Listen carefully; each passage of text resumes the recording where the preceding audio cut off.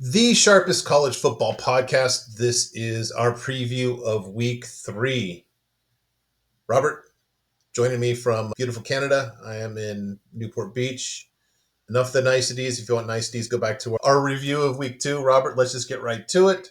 Yeah. Here is the glossary. You know the drill by now. Screen grab, copy paste, consult throughout the rest of this season. Look at them at the BuckMetrics through week 2. I'm highlighting the ones that I think are the most noteworthy here. We have our top 10 player apex. The one thing that stands out to me, just because he's faced probably the most legitimate opponent on here, is Darian Mensah. I believe this is his first year starting over. They thought maybe Ty Thompson was going to be taking over for Michael Pratt. Turned out to be him. I believe that game was at Kansas State too, correct? Yes, I think so. Yeah. Yeah, 201 Apex in a road start against a Power 5 team. If you're in the American in the second game under your new head coach, there's a lot of good there.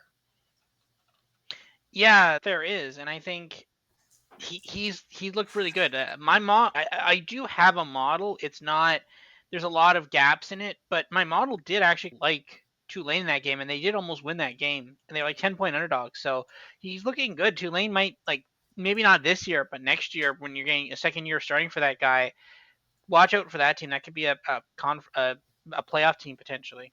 And like we talked about at the end of part 1, just reviewing week 2, if your book has futures on the American, I'm unconvinced on Seth Hennigan. I'm unconvinced on a lot of the American in general, and Tulane might be worth just checking out. Although South Florida looked really good for about a half as well, but I want to check the price on Tulane just as American champions. That'd be an interesting bet here. I will look right now. Let's see. Let's see. Sunbelt American Tulane plus 250. I'll have to think about that. Are they the second choice behind Memphis still? Memphis plus 200. Yeah, so they know that it's close between the two of them. Yeah, I don't know if it's that close. We'll see. Interesting. Okay, I'll think about that.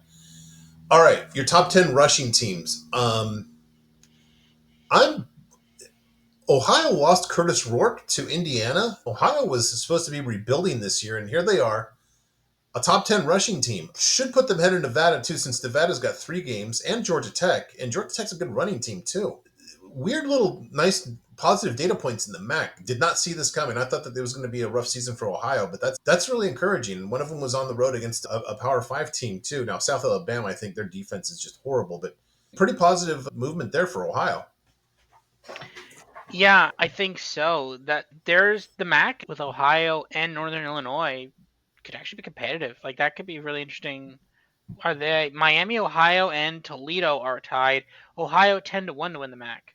Northern Illinois plus 350. Oh, but it's very close between the top four. So sometimes the MAC has down years, but this year seems to be a relatively up year for the MAC. And don't forget, Western Michigan actually they were a real threat late into that game at Wisconsin a couple of weeks ago, too. I think there could be, and Bowling Green put a serious scare into Penn State as well. Could be feisty at the top there. That'll be a good season in the MAC, unexpectedly. Where are you? There we go. All right. My top 10 player Ryans, just a couple on here, working from the bottom. Didn't highlight number 7, Jeremiah Smith, but apparently he's like the next great one for Ohio State. Not really a surprise there. Nick Marsh at number 6 for Michigan State. Considering how horrible Aiden Childs was in the opener, this is encouraging that he's vaulted up to being a top 10 receiver by Ryan. Speaking of Ryan, maybe the future king of Ryan is Ryan at Illinois or at Alabama, Ryan Williams. True freshman as well, who is already like the dominant receiver in that program, which my concern, I liked a lot of pieces at Alabama. The big concern for me was, I remember saying the wide receiver room is not the same as at Washington, and it probably still isn't, but they have a really good number 1 that seems to be almost every bit the part of Rome Odunze last year.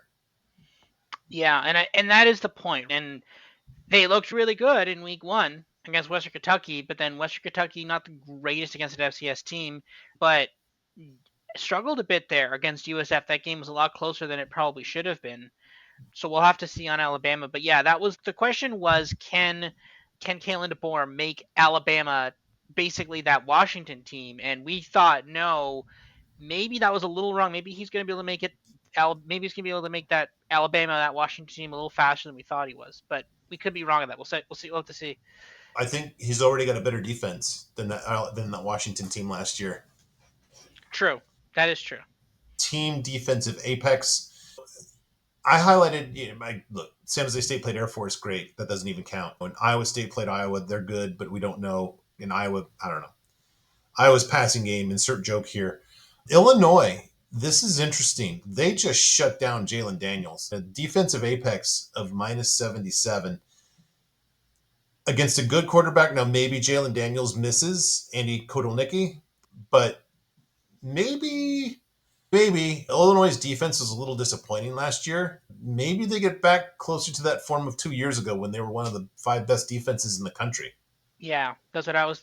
When I saw that game being close, I'm like, oh, maybe this is coming back. Maybe this is some positive regression for Illinois' defense. And this is the problem, right? When you look at this, because we obviously look at every single team. Oh, Illinois, not great. Oh, really good. And then back down, you're like, oh, okay, was that a blip? Or are we like, okay, maybe this is an uptrend? And I think maybe this Illinois team actually has some pieces in that coaching staff that is getting a really good defense there. So, Yeah.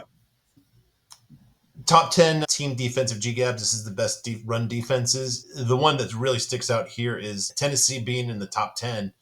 Top 5 playing what we think is at least a functional slash competent North Carolina State team.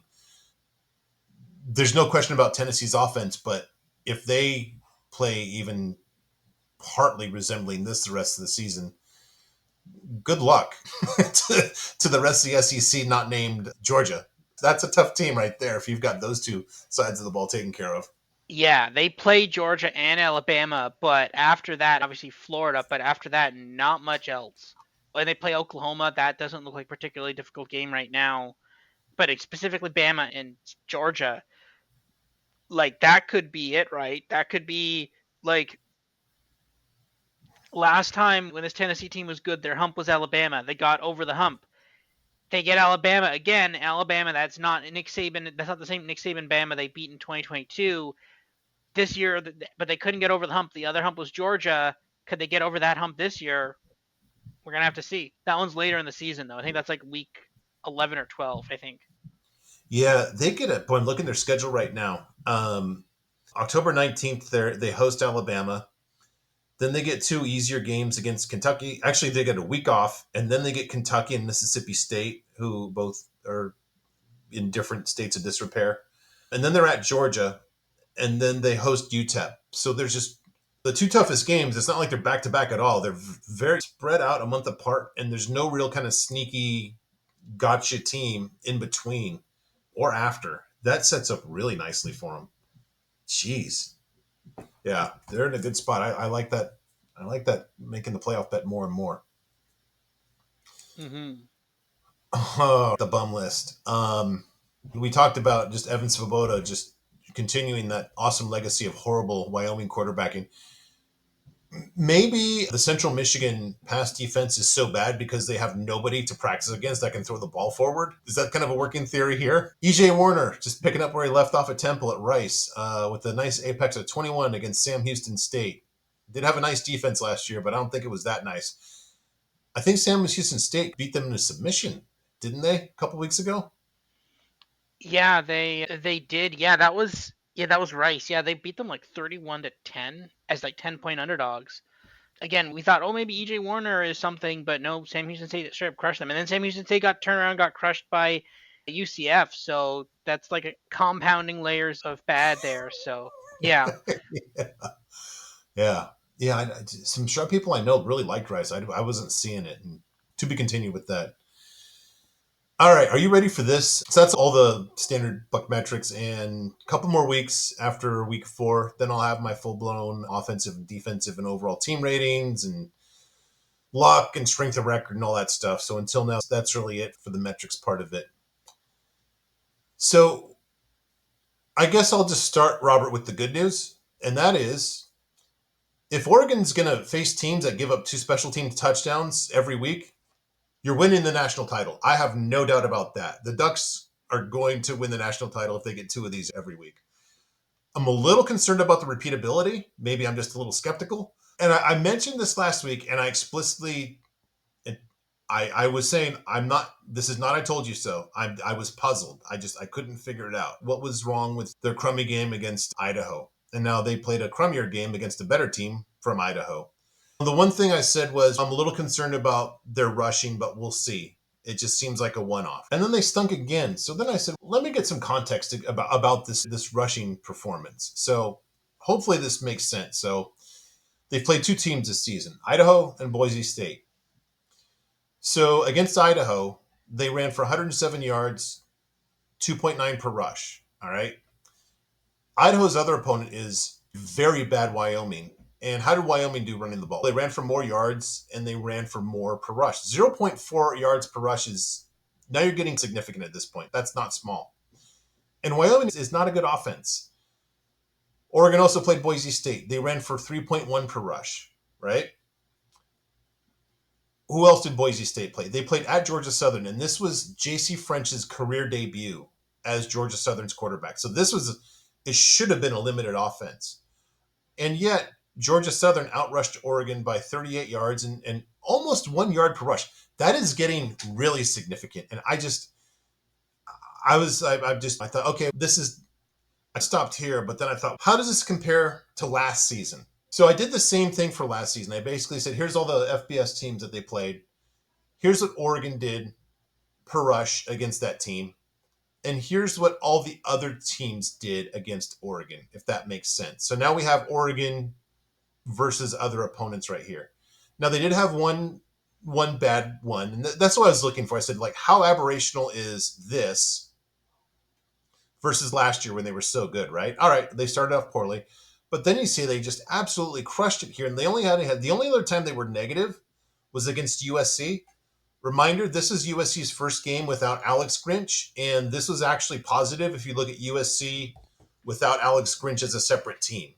So they only had one where they were below their opponents, the cohort of their opponents, I guess you'd say. And then what stuck out to me is, geez, look at this. You've got big numbers here, and then the numbers tail off here except for this game against Washington, right? So I just did the math on this real quick. And through this Washington State game, they were 1.8 yards per rush better than the other teams that their opponents faced, which is significant. That's really significant. But then from this Utah game forward, they actually would it went down by 1.2 yards. That's getting to be pretty big. By my metrics, that's 9 to 10 points a game on offense. That is really significant. And what's crazy to me is this is what I got stuck on for a long time last night. I was thinking, this doesn't make sense because this is when they were just ascending. They shot way up the rankings. Everybody's like, you don't want to play Oregon. Oregon's one of the best teams. Boy, if Oregon misses the playoff, it's going to be a shame because they're the toughest team. And here you can see, like in their run game, it just wasn't working out. What's going on here? They did great against a pretty bad Washington team, but you just had this bad stretch right here. And you might remember at the same time, I kept on pointing out how their defense was just sliding a little bit during this time too. Like they started about like item third nationally, and by around here they're about like 18th or 19th nationally. So it didn't make any sense to me. This is when objectively they were like one of the toughest teams in the nation. Do you know what happened? And Bo Nix is what happened. So then I said, let's overlay this with the Bo Nix apex by game here, right? He was very nice through the Washington game, 148 apex. But look at this. From here until that egg he laid against Washington, 205 apex. That's basically what Jaden Daniels, pardon me. Mm-hmm. He was at the same level. Honestly, after doing this, I was thinking if he had won this game, I would be retroactively, and I can't believe I'm saying this, I'd say he deserves a Heisman. I don't know if he would have won it, but he absolutely should have deserved it if he had won that game against Yeah. the Pac-12 title game. This is nuts, a 205. And I guess I want to look at, I have to frame it the other way. He was really good, but I think I don't know if he was good to the extent that he was covering up deficiencies in the run game, or maybe they lost their identity a little bit and giving him the ball more as he was just like so dominant and they wanted to feature him. USC teams, Sark did this a ton at USC. He always just went for the cheap passing touchdown, and Kiffin too, just to get cheap stats for the quarterback. And I'm wondering if there's a little bit of element that we saw in this for Oregon last year, because they were just dominant here, but it just going back to this one, They're not the same dominant rushing team that they were earlier in the season. There's some big numbers here, and it just wasn't the same. And by this point, Arizona State's defense was garbage. They had lost so many guys, too. That's not a really good defense that they played.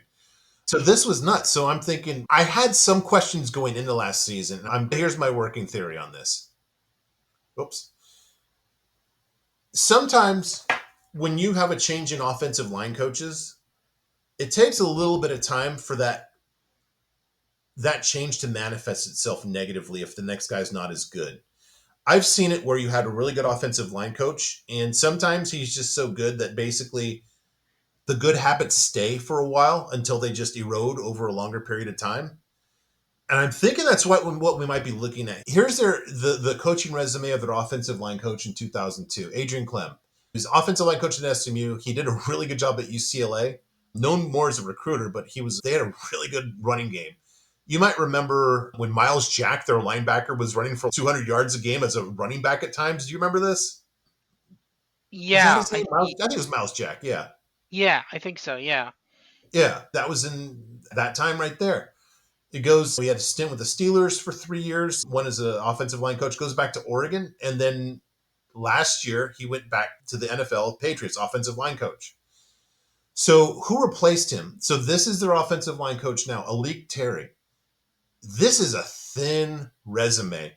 2 years as a graduate assistant, 1 year as an offensive line coach under probably the most hated person in the state of Hawaii, Todd Graham. Then he has 1 season as a defensive line coach at Minnesota, and now he's the offensive line coach at Oregon. That would concern me.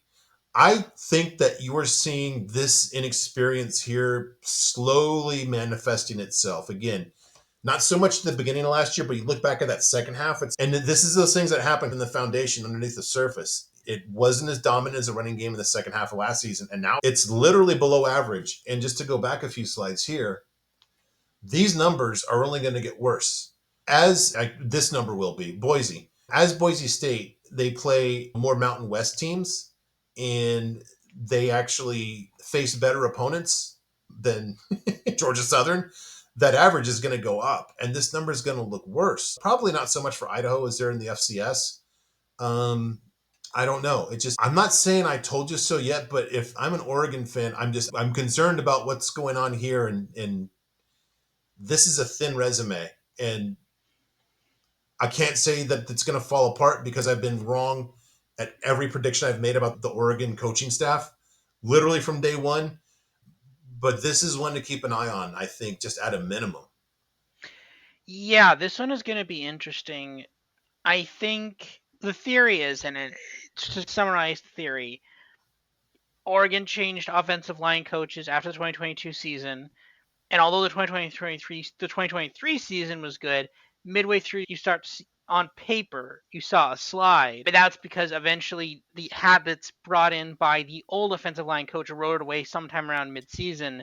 But Yeah. more importantly, Bo Nix suddenly overperforming his averages completely covered up. So we didn't. So this is completely on paper, right? We don't see this in actual game. Like we don't see this in terms of score line, but if you look under the surface, you see this. But it's because that makes a lot of sense, right?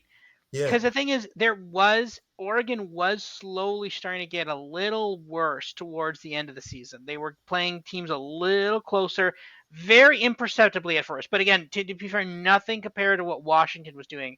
Washington was almost losing games, right? Yes. Again, like that's the thing, right? So not comparable in that sense, but they were getting progressively worse and worse, a little bit, barely, imperceptibly. But now you're seeing a huge problem here. And the other thing is you're saying about offensive line, you're saying in terms of, okay, this is affecting their run game, which 100% it is.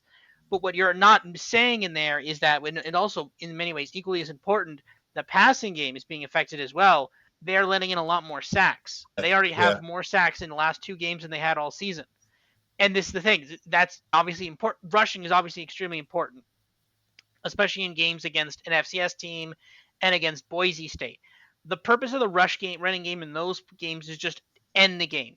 Is just we are stronger than you. We are going to push this ball down the field. We're going to get 8 yards in it. We're going to get a run in 8 yards and then another yard and then another 4 yards. Like It's the we are just ending this game. As you want to come back, no, we are going to continually push this. We're going to make your defense tired. We're going to shut you down on defense, and then we're going to pass against. We're just going to blow you out and grind you out. That's the purpose of the running game. And if you can't do that, then you make Dylan Gabriel throw a bunch of times, and you also force the special teams to make comebacks by getting kick return touchdowns. Right. So this is the thing. This is not. This is really concerning for Oregon.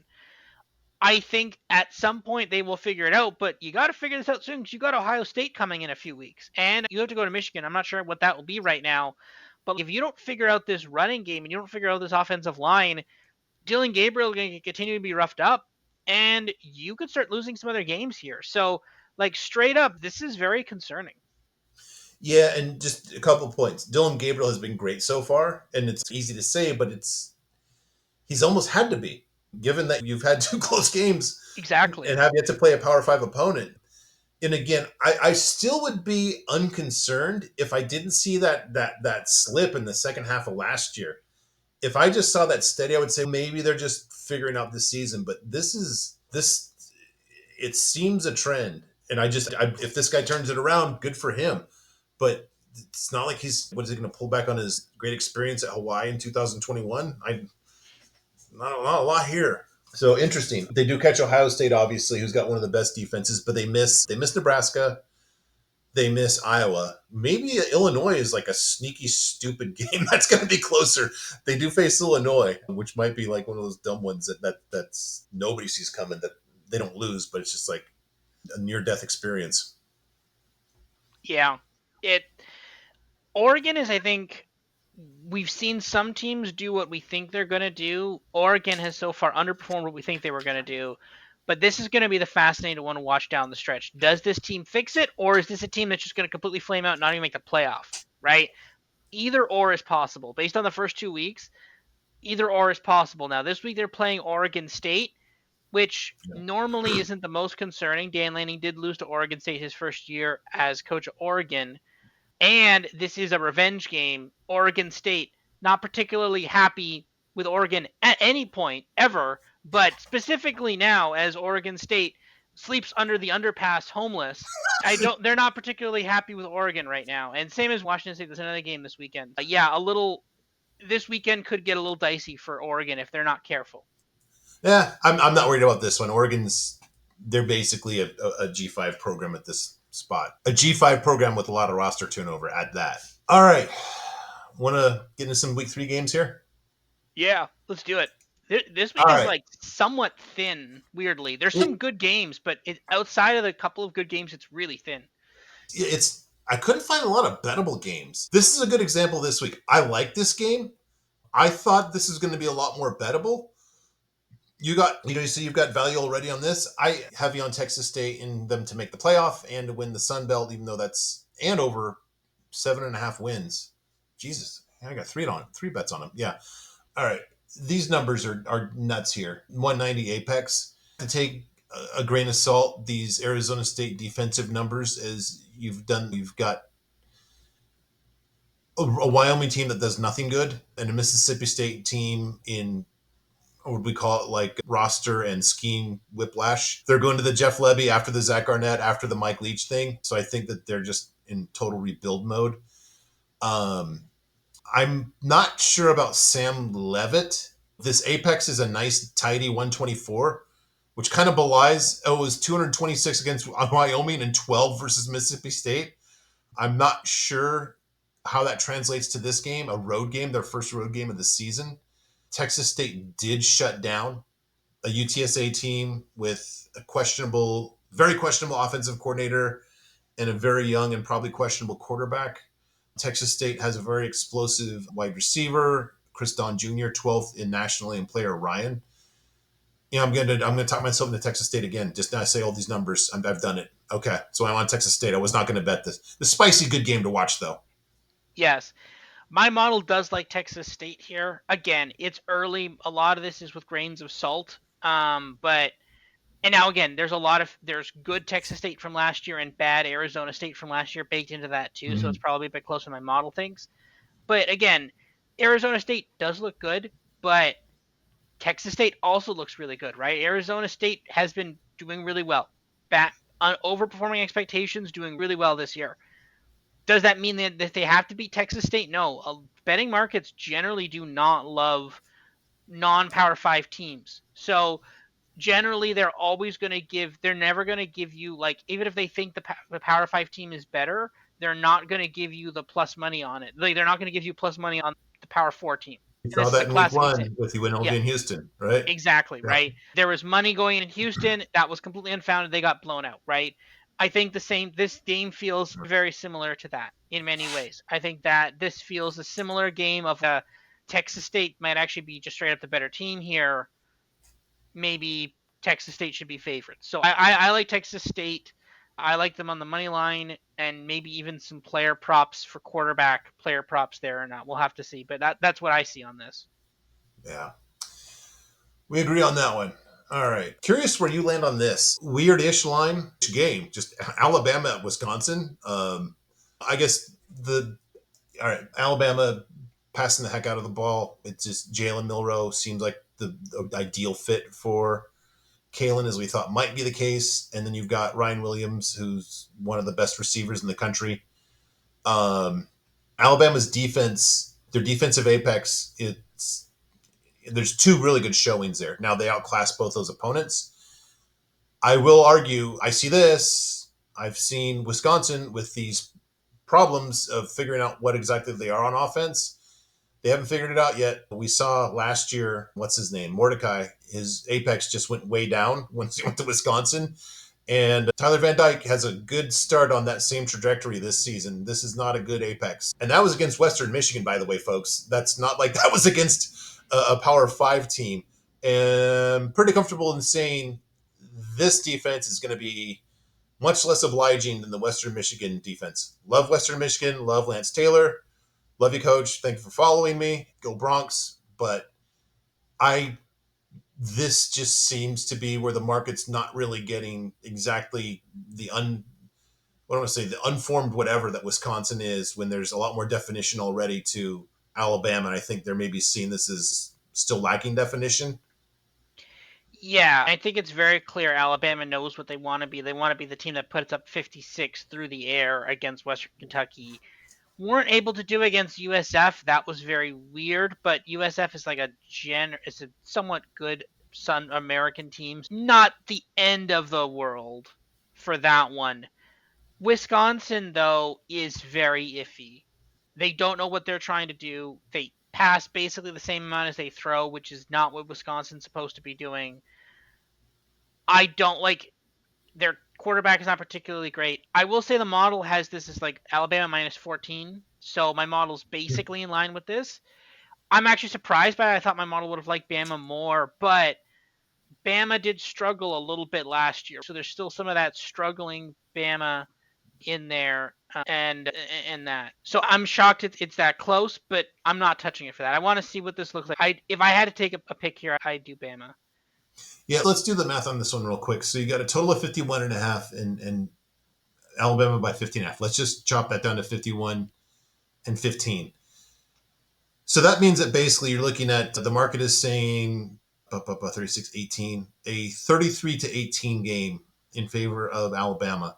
I'm pretty comfortable that Alabama gets the 33. I'm having a hard time imagining Wisconsin getting to the 18 without weird stuff like a special teams touchdown or basically playing a team like Arkansas who's just want to give you the game like they did last week at Oklahoma State. I don't know. I like Alabama here. It's interesting. That's interesting data on your model, but I'm yeah, maybe it's just a team total under Wisconsin then. That might be the other side of that too. Maybe. All right. We talked about this one in when we were in part one, we were reviewing week two. I really thought that there was going to be a play here. I thought this might be where the market was basically going to overreact to how bad Florida State has looked. And they're a 5.5 point favorite, which is a weird number. Maybe this is like the whatever number. I really thought that this is going to be a lot closer, So more like a field goal. I have some news about this line. So this line has moved a lot. It actually did start at about 3.5. It moved up to 5.5, and now it's staying at 6.5, 7 in some books. So it's ticking up. I don't believe the sevens. That sounds wrong to me. That seems way too high for me. 7 seems too high. I'm waiting on this, and I think at some point I'll pull the trigger. I just, I On. on Memphis.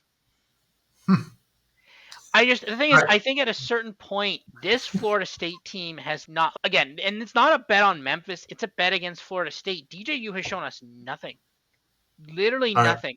I'm going to put the witness in the witness box here, and I'm going to tear you apart. Okay. All right. Has DJU been very unimpressive this year? Yes. Embarrassingly. Yes. Would you also agree that if you look at the chart in front of you, that his apex is 33 points higher than the quarterback from Memphis? Apparently, yes.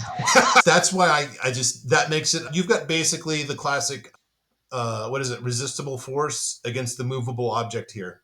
You've got a bad QB against a really soft defense. And I thought I was going to play saying, yeah, this guy's overrated.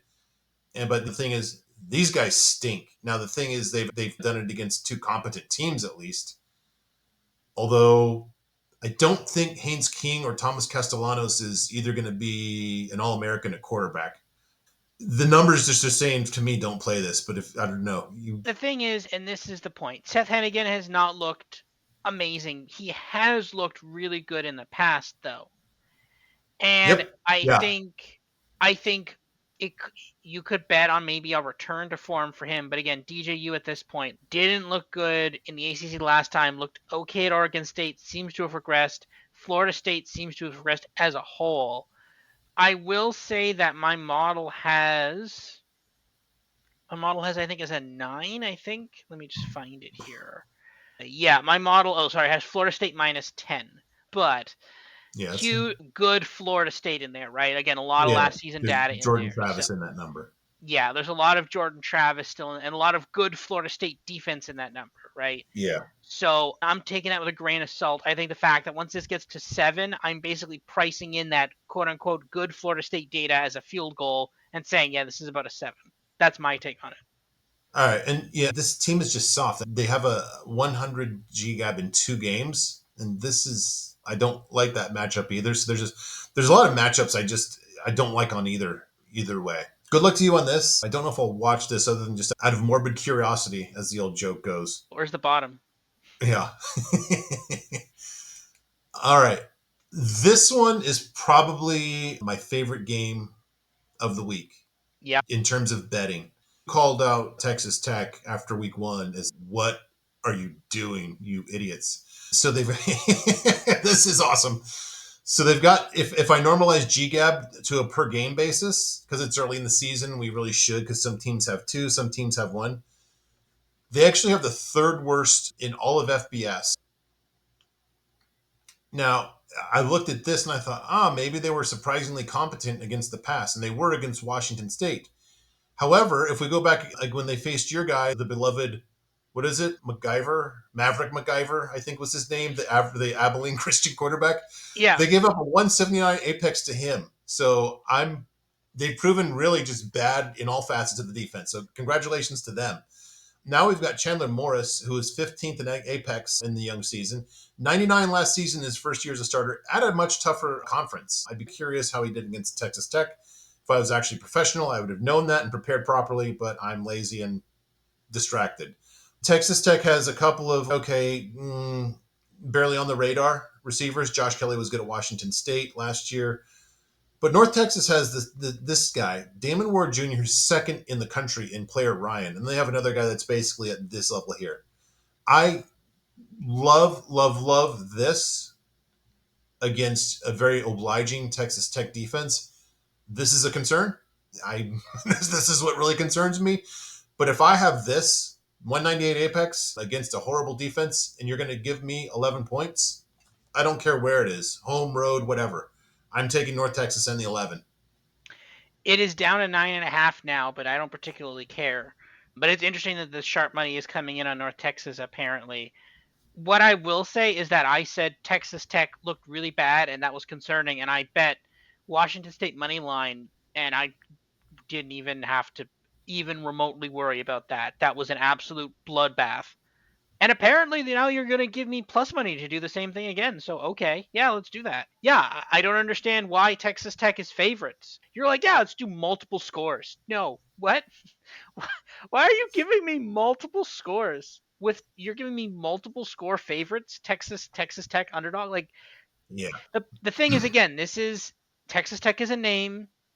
Apparently, this could be the thing is, I didn't realize Chandler Morris. I had forgotten about that at North Texas. That was used to be a TCU. He was actually pretty good at TCU. Obviously, moved here. Like some FCS quarterback shredded this Texas Tech defense. Just terrifying to see what Chandler Morris is going to do. This is just a terrifying thought. So yeah, give me North Texas. I bet this one already today. Yeah. yeah. Interesting, and not like we talked about that at all before. I was hoping this would be a little more bettable. I like what I saw the first week out of San Jose State. I'm a little concerned about the relative functionalism, if that's a word, of the Kennesaw State passing game. Now they've had two games against FBS, so that's a pretty low GGAB number.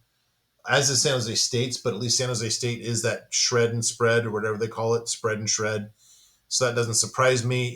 You've got one game in here against FBS opponents, and that's Air Force, which completely skews every number that you're basically looking at. Although it is impressive to be this is pretty impressive a defensive GGAP when you're playing Air Force. Now how that translates against a whatever that Kennesaw State is, I don't know. Do think that Air Force just tends to usually be good on defense, and this defensive apex that Kennesaw State had. Now let's remember who they played. They played UTSA, and we got another data point for them in basically being embarrassed by Texas State. And then they played a good Louisiana offense at least. But if they're good, they shouldn't be 184 good or whatever is beyond that pulled it up to 184. I think that San Jose State's going up the learning curve. They were pretty rough in spots in week one against Sacramento State. I think that there's going to be a big benefit in just going like dropping down in class and going from the road, already having a road game under their belt. Now they go home. They got two players in the top 80, and player Ryan Nick Nash is, I put him way better than the 79th receiver in the country this year. So I'm probably going to make a small play on San Jose State. I think that's about it. Yeah, I'm gonna stay away from this one just because the model doesn't have any the model obviously has a number on this, but it's probably wrong because the model is saying, oh, Uh, Kennesaw State played competitively against UTSA. You mean former Conference USA no. champions UTSA? So the model is a little too high. Again, it is too high on Kennesaw State. Um, but this spread is probably right, but I'm probably just going to refrain from it for now. I want a better handle on Kennesaw State, and once we get full season data, then the model is going to just start unloading on Kennesaw State. I want to let's see how far this goes, and they could surprise us. You never know, but yeah, let's see. All right, next. This is interesting. I was curious about this when we did our Mountain Yeah, West preview as somebody that's on Hawaii. You've got Hawaii. They played around with their food against Delaware State, and they finally won that game. Then they played. I don't know what UCLA is, and one of the reasons I definitely don't know is that Braden Shager hurt himself twice in that game. So I don't know if he's really 25 apex bad. He might be. I don't know what his state of health is right now, and I doubt that there's any good information on that. I was interested in this. I'm still a little skeptical of Sam Houston State being good. Forget who they. Oh yeah, they pounded Rice that we talked about in week one, and they just got absolutely drubbed by UCF. I'm just not sure where Hawaii kind of lays in the landscape between those two programs. Obviously closer to Rice, but Hawaii's defense is good, and they were good again against a bad UCLA offense. I just don't know if, I guess maybe one way to put it is, are we really going to say that Sam Houston State's offense is that much better than UCLA's? I don't know. I'd want more than 3.5 to find out on the road, though. yeah. There's a couple of pieces to that, right? Sam Houston State beat up on Rice. Hawaii did play Delaware State, but then they played a relatively good UCLA, comparatively good UCLA team compared to say Well, to the level of UCF. Sam Houston State. Exactly, yeah. So Hawaii's kind of adjusted apex would be adjusted stats would be higher there. That defensive G gap is a little concerning. A 350 defensive G gap, that seems insanely high. Uh, UCF's a good running team. True, yeah. So it's weird. My model actually agrees with that in this game. What does it have? It has, I think, Sam Houston State -4. I was actually surprised. I thought for sure, yeah, Sam Houston State -5. I thought for sure it'd have Hawaii as the favorite, but it doesn't. My model weirdly likes Sam Houston State. It's a Sam Houston State fan for some reason. But yeah, I don't. I think the side in this is Hawaii. I think Hawaii is probably improving. I think Sam Houston State randomly looked good towards the end of last season, and that's where a lot of the juice on them is coming from. But maybe Sam Houston State is legit, right? And they can close this out. But I'd rather be on Hawaii here, I think. Yeah, I just want to look up. Do we know? This is really just the nerdiest of nerd questions that nobody else would care about. Is this game on TV? I feel like On no. this I feel like this ESPN Plus. oh, ESPN Plus. I was about to say this game screams CBS Sports, but It does. All right. This one we had tagged before the season. This was like my linchpin in the whole Indiana over 5.5 wins theory. Now, Indiana's game was against Florida International, who's clearly got some struggles here. Literally gave up nothing. A defensive apex of 13 and defensive GGAB of 21 is, you can't ask for more. And then, like we talked about in part one, they basically did not punt. Not basically, they literally did not punt against Western Illinois or Illinois State, whichever one they played just recently. CLA, not great numbers here. And I did say in the Mountain West preview that Hawaii's defense was improving and better than people expect, but that doesn't mean that they're doesn't mean they should be doing this to a Big Ten team. Maybe UCLA is better in game two at home, game two under a new offensive coordinator and head coach. But the early returns are not really impressive for UCLA. I, I it's nuts to say. I think its talent's maybe close, probably a little bit in favor of UCLA, but you've got just a coaching mismatch as far as I can see. And I know Isaiah liked Indiana. This numbers has this number moved too? I guess that's my other question here. 3. Wow. If it's that, I might just wait to see. It's not going to go down to 2.5 though, huh? You never know. It is at UCLA, right? Cross country. Yeah, that Rose Bowl is a brutal venue to play in. Say is that my model does have UCLA as big favorites here, but it's not really surprising because that's a lot of bad Indiana and a lot of good-ish UCLA in there. So There's a lot of that Danton Lynn in that model. yeah, so that makes a lot of sense. But I do like Indiana here. Indiana's legit. Like they have not particularly been tested yet. UCLA was tested against a Mountain West team and almost lost that That's game. that's a good way to put it. Yeah, I Yeah, like that. no, 100%. I if UCLA was legit, they would have put Hawaii away, would have covered the 13. That wouldn't have been a problem. Yeah, Indiana, I think, who was their first game against? They played FIU, Florida FIU, yeah, International. and they put them away. Okay, Yeah, obviously, okay, FIU is a CUSA team. Hawaii is Hawaii. Hawaii was 13-point dogs to UCLA. They almost won that game. They needed Hawaii to do a bunch of stupid things for UCLA to even have a chance to come back into that game to win it. Florida International and Sam Houston State, I don't know, roughly the same. Like I'm not saying one is 20 points better than the other one. They're roughly the same, right? So if Hawaii, like by nature of spreads, yeah, Indiana should win this game. yeah, I like the way you put it. Yeah, UCLA struggled with literally, and I like them, but they were life and death against a Mountain West team whose season win total is 5.5. It's not okay. Hey, we got past UNLV or Boise. 5.5 win Hawaii. All right, yeah, I'm on that. There's just literally no describing how bad Kent State is. I not that the numbers in the box are great, but that's only in FBS games. So I put below how they did against St. Francis of Pennsylvania, an FCS team, and these numbers by all the grace of God for Kent State are not in their numbers that you see in the box. A 36 apex, a 152 defensive apex, a 50 GGAB versus a 156 defensive GGAB. This is an FCS team who lost Yeah. last week, the week before. Look, I'm not breaking news here. Tennessee is better. I think that I look at the 47 and a half, and I think if I can give less than, Jesus, 30 and a half, if I give less than 31 in the first half, I'm thinking that. Does that kind of sound right to you?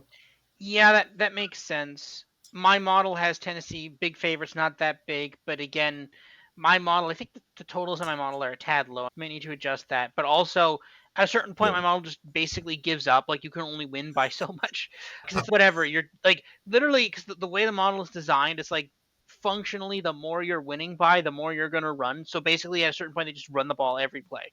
We're up 5 scores, just run, right? Yeah, not great, no. But yeah, Kent State is functionally an FCS team. This is a good explanation for, this is like a good example of like why we should have relegation. Kent State should be relegated to the FCS, and Auburn should be relegated to the ACC. So are you promoting St. Francis to the MAC then? Since Maybe. they beat Penn State? You like just bring in South Dakota State theoretically, or like South Dakota State or North Dakota State theoretically, based on how some people look at maps, North South Dakota are in the Midwest, depending on if you know how maps work or not. Because like, theoretically, I think by census definition, North and South Dakota are in the Midwest, even though the Midwest doesn't actually exist. But whatever, it's fine. American geography is weird. It's fine. Yes. All right. All right. Any other games that you wanted just to talk about briefly? That's all I had. Yeah, that's basically it. I will say that it's funny right now because I'm looking at Bet365. Bodog does not have a money line for New Mexico Auburn. Bet365 offers a money line of plus 1650. So I'm just saying that's funny.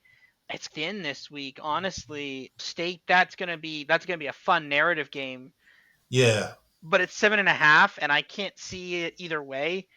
For my Colorado win total under, if they lost this game, it'd be great. This would be a revenge spot from last year, but Colorado State has not looked amazing so far this year at all. There's a couple other ones, but I don't see it. Florida International versus Florida Atlantic, the battle of the South Oh Florida my God. teams. Mid is very generous. Yeah, I opted to What's the bet line on that actually? You know what? Florida Could Atlantic actually. -5, which seems Yeah, wrong. no, I could talk myself into some FIU there. This could be like the Friday night at 11:58 p.m. I see the timestamp on. Oh, that's when I bet that. Okay. You actually have Florida International as the favorite in that. My model does Yeah. have Florida International as the favorite, which, to be fair, the model would actually do relatively well in a game like that because both teams were not great last year, and they're also not great this year. That would actually be a team that might be one where the model would have some advantage there. West Virginia at Pitt.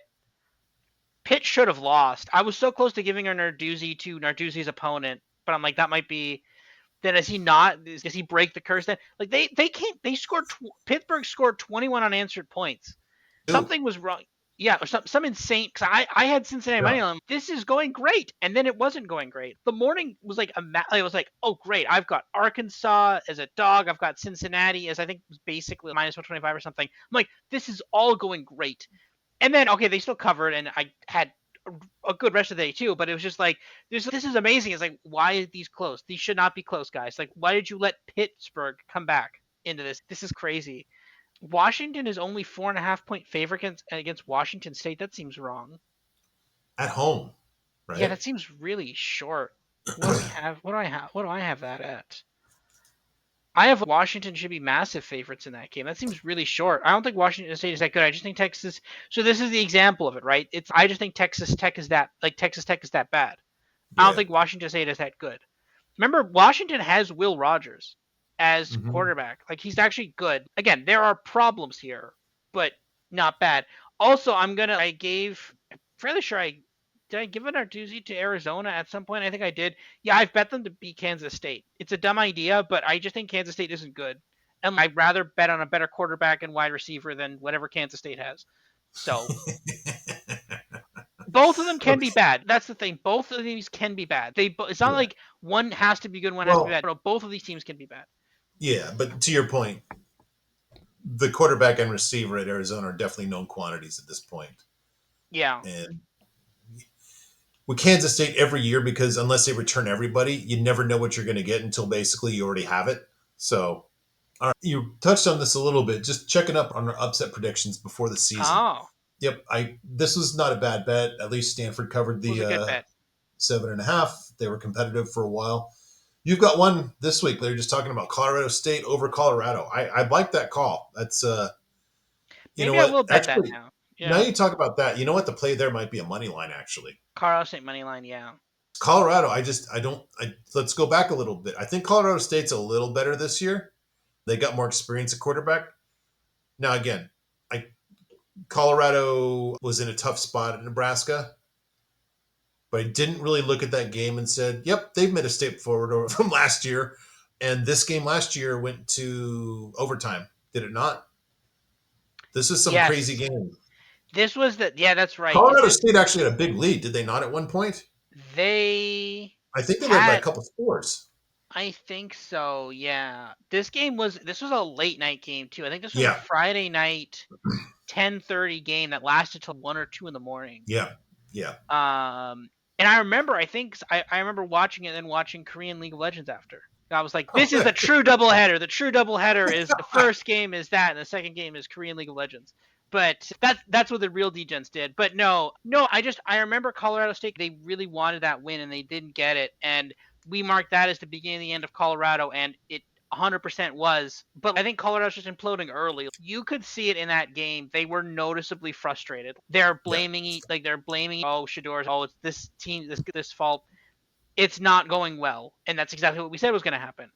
And the thing is, somewhere in there is a loss that shouldn't happen, and that's going to be the loss, right? They're getting frustrated, and I think this is now where it's going to be like, okay, this is now where this starts falling apart.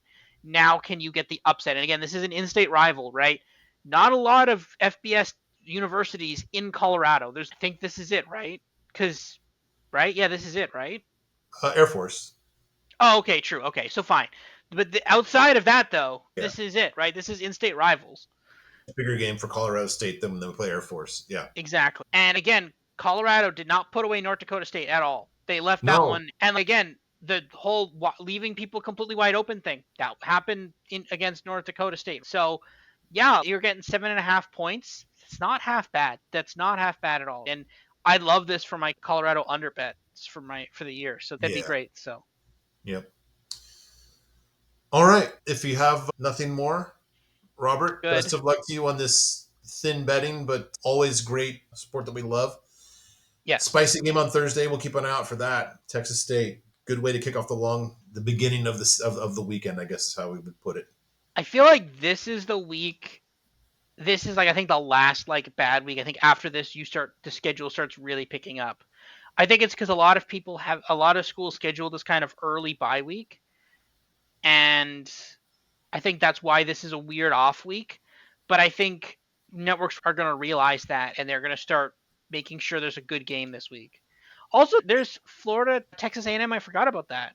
And Yeah. actually, DJ Langway for Florida actually looked pretty good. Like the stat line looked good. They got the job done against an FCS team, maybe. But Grammer's didn't play in the game because of a concussion. Is he still going to have a concussion this week? I don't know. Maybe. Yeah, somebody made a good point. If Billy Napier wants to keep his job, he just needs to stick with Lagway. Just that's like his only path to 2025. The Anthony Colandrea plan. Yeah. Okay. Don't handle it the way that Tony Elliott did last year. That's just, if you want to make sure that you're not coming back, just do what Tony Elliott did last year, and Yeah. then the next guy can get the DJ Lagway benefit of the doubt. Yeah. All right. The thing is, with college football, usually it's the weeks you don't expect are the Yep. ones that are the craziest and the most fun. So let's see what this weekend's got in store. Okay, Robert. We will talk to you next week.